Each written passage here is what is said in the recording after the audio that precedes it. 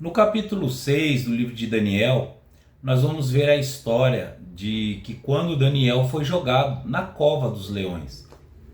Uma coisa que me chama a atenção é que o rei da época era o rei Dário. E o rei ele gostava muito de Daniel, porque na visão do rei, Daniel ele era um homem irrepreensível. E Daniel ele era fiel às coisas do reino. Também ele era fiel ao rei.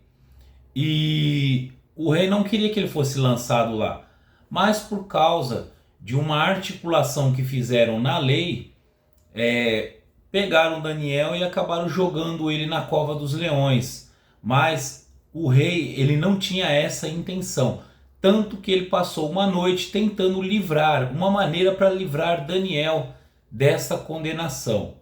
Mas como Deus, ele sempre protege os seus filhos e aquele que é fiel, Deus livrou Daniel da cova dos leões. E o rei Dário se alegrou muito com isso, por saber que Deus era com Daniel. E Daniel ainda respondeu para ele: ó rei Dário, vive o Senhor, como eu não tenho sido achado culpado, porque Deus ele mandou o seu anjo e me protegeu dos leões.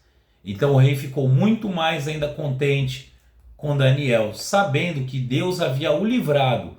E se ele fosse um homem que realmente tivesse alguma culpa no reino, aí o rei Dário talvez não se importaria, né, que ele morresse na cova dos leões.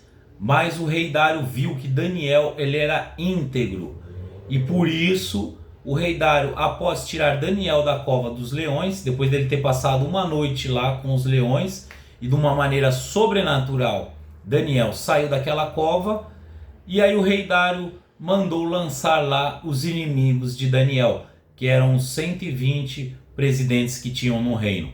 Eram 3 príncipes, Daniel se destacava sobre esses 2 príncipes, e ainda tinha 120 presidentes que cuidavam das coisas do reino, e eles foram todos lançados lá.